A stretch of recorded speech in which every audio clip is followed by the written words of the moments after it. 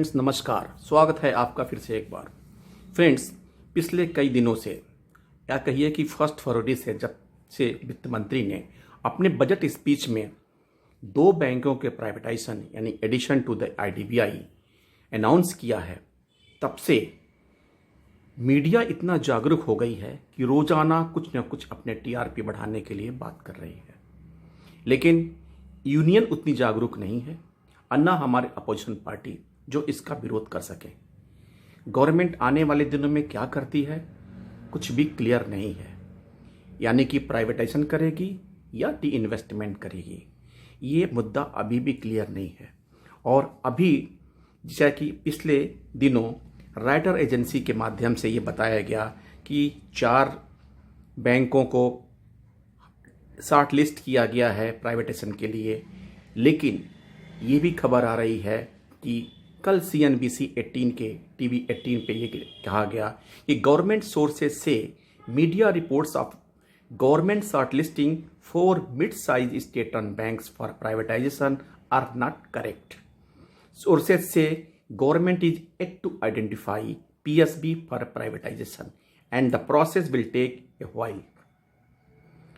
Media reports of government shortlisting for mid-sized PSU banks privatization are not correct.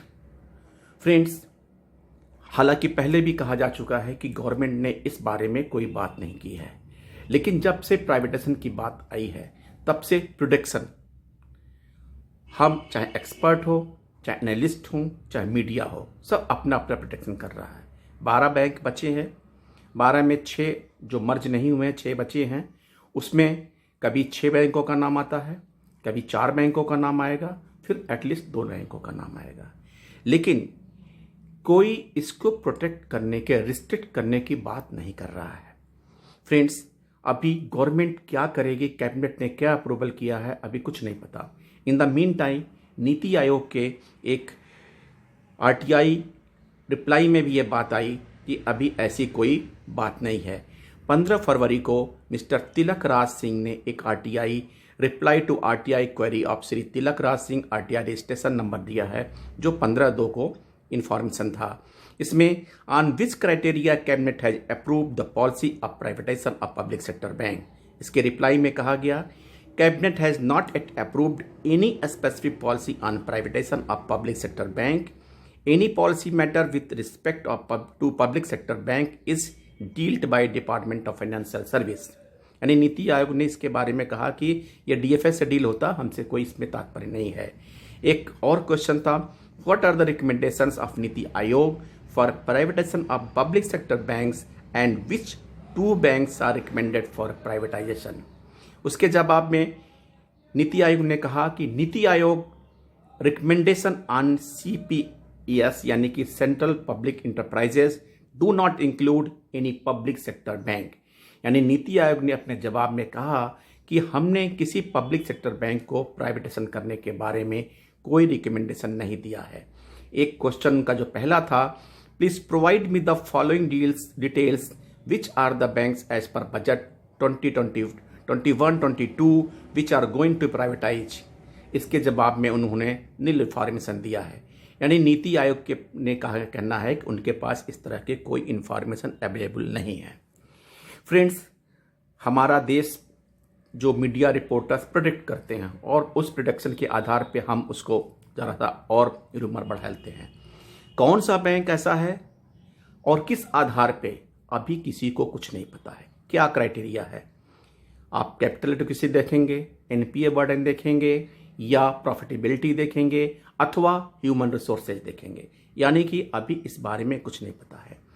हम बात करते हैं कि अगर ये बैंक प्राइवेटाइजेशन होगा या डी इन्वेस्टमेंट होगा। जैसा कि आपको पता है कि गवर्नमेंट डी इन्वेस्टमेंट से 1.75 लाख करोड़ रुपए इकट्ठा करना चाहती है, और उसके तहत इन्होंने ये प्लान किया है कि हम बैंकों में डी इन्वेस्टमेंट, इंश्योरेंस कंपनी में डी इन्वेस्टमेंट और IDBI अथवा LIC का IPO शेयर ले आके पैसा इकट्ठा करेंगे। फ्रेंड्स, 1,75 करोड़ रुपीस कहाँ से कलेक्ट होगा?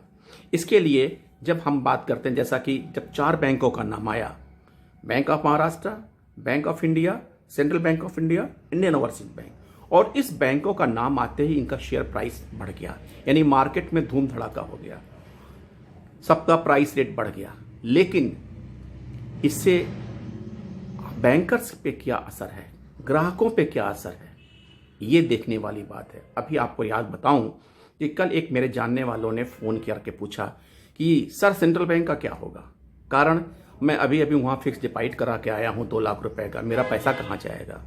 मैंने उन्हें आश्वस्त किया कि आप निश्चिंत रहिए, अभी कुछ नहीं हो रहा है, और अगर होता भी है तो आपका 5 लाख तक का रुपए कवर DICGC अंतर्गत होगा। लेकिन फ्रेंड्स, जो हमारे स्मॉल डिपॉजिटर्स हैं जिनका कोड डिपॉजिट रखा हुआ है, या वो एम्प्लाई जो बैंक में सरकारी बैंकों में भर्ती होकर आए हैं और उनमें एक ड्रीम है कि मैं सरकारी बैंक में किस तरह से अपना जीवन यापन काम करूंगा, उनके दिमाग पे एक बोझ है। हमारे जानने वाले कई एम्प्लाइयों ने फ़ोन करके पूछा, जानना चाहा कि क्या होना है। फ्रेंड्स, अभी से बात करते हैं, लेकिन अगर हम यहाँ पे अगर गवर्नमेंट और अपोजिशन पार्टी इसको रिस्ट्रिक्ट करती है तो गवर्नमेंट हो सकता है प्राइवेटाइजेशन के बजाय इसको डी इन्वेस्टमेंट करे, यानी कि अपना जो स्टेक है, जो बैंकों में स्टेक है, उसको कम करके 51% लाए। और अब 51% तक स्टेक रहती है तो 51% स्टेक में ओनरशिप सरकार का होगा, और उसमें और शेयर बेच के कुछ पैसा अपने डी इन्वेस्टमेंट के जरिए कलेक्ट कर सकती है। लेकिन ये तभी पॉसिबल है जब एम्प्लॉय का रेजिमेंट, यूनियन का प्रोटेस्ट और अपोजिशन का रिस्ट्रिक्शन, ये अगर तीनों फोर्स एक साथ स्ट्राइक करेंगे तो गवर्नमेंट हो सकती है कि प्राइवेटाइजेशन के बजाय डी इन्वेस्टमेंट पर ध्यान दे। फ्रेंड्स, हमें आपको पता होना चाहिए कि इंडियन ओवरसीज बैंक में गवर्नमेंट की 95.58% होल्डिंग है, बैंक ऑफ महाराष्ट्र में 92.5% होल्डिंग है, सेंट्रल बैंक ऑफ इंडिया में 92.4% होल्डिंग है, और बैंक ऑफ इंडिया में 89.1% है। केयर ने एक एनालिसिस किया कि अगर बैंक ऑफ इंडिया और इंडियन ओवरसीज बैंक का अगर गवर्नमेंट अपना स्टेक 51% लाके करती है तो गवर्नमेंट को 12,800 रुपये कलेक्ट होता है, और अगर bank of Maharashtra central bank of India में अपना स्टेक रिड्यूस करके 51% लाती है तो 6400 करोड़ रुपये कलेक्ट होगा। लेकिन अगर गवर्नमेंट कुड रेज तो ₹28,600 अगर फुल्ली एग्जिट करती है बैंक ऑफ इंडिया में और IOB में, तो उसे 28,600 करोड़ रुपए कलेक्ट होता है। Friends, IOB has the highest equity capital 16,437 crore, and while Bank of India has the highest market price 44.75 per share। Friends, यहाँ पे एक बात और मैं कहना चाहता हूँ कि ये बैंक सब इतने पुराने बैंक हैं जो बैंकिंग इंडस्ट्री के लिए, हमारे कंट्री के लिए बैकबोन है, इकोनॉमिक बैकबोन जिसे कह सकते हैं। बैंक ऑफ महाराष्ट्र 1840 में स्थापित हुआ है और इसके 1874 ब्रांचेज हैं और 1.5 करोड़ ग्राहक हैं। ये महाराष्ट्र का एक बहुत ही अच्छा बैंक माना जाता है। बैंक ये फीलिंग आती है कि स्टेट वहाँ का स्टेट बैंक है, यानी राज्य का बैंक है। उसी हिसाब से बैंक ऑफ इंडिया 1906 में इसका इस्टेब्लिश हुआ है।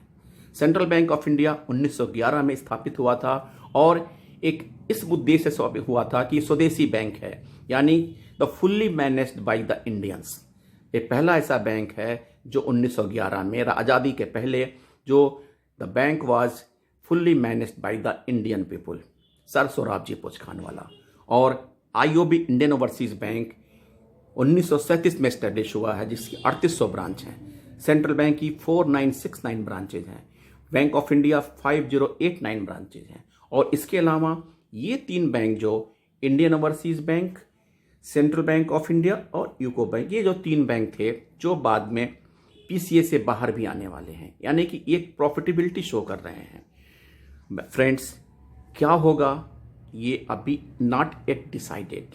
गवर्नमेंट का क्या मोड है, क्या प्लानिंग है, किस आधार पे, किस क्राइटेरिया पे बैंक गवर्नमेंट काम करेगी, ये किसी को नहीं पता है।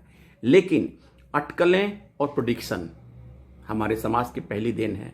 लेकिन हाँ फ्रेंड्स, अगर प्राइवेटाइजेशन को रोकना होगा तो अभी स्टिल यूनियन को जागरूक होना पड़ेगा। यूनियन का प्रोटेस्ट एक्शन अच्छा फास्ट होना चाहिए, एग्रेसिव होना चाहिए, और साथ साथ हमारे बैंकर्स एम्प्लॉय भी इसको सपोर्ट करना पड़ेगा। तीसरी, अगर अपोजिशन पार्टी इसको सपोर्ट करेगी, जब तक अपोज नहीं करेगी तब तक इसमें जान नहीं आया। गवर्नमेंट को पता चलना चाहिए कि हाँ, मेरे इस काम का विरोध हो रहा है, तो हम स्टेक अपना काम करके ओनरशिप बैंक इसकी जो वो गौर सरकारी हो, और मैनेजमेंट में अगर स्टेज सेल करने के बाद जो सेल होता है उससे पैसा कलेक्ट करें और सरकार अपने डी इन्वेस्टमेंट प्रोसेस को कंटिन्यू रखे। But privatisation is not a solution. इस बारे में आरबीआई के पूर्व governor Shri deputy governor Shri S मुद्रा ने कहा कि ये गवर्नमेंट को पब्लिक सेक्टर बैंक को बेचने की कोई ज़रूरत नहीं है। They should reduce their stake.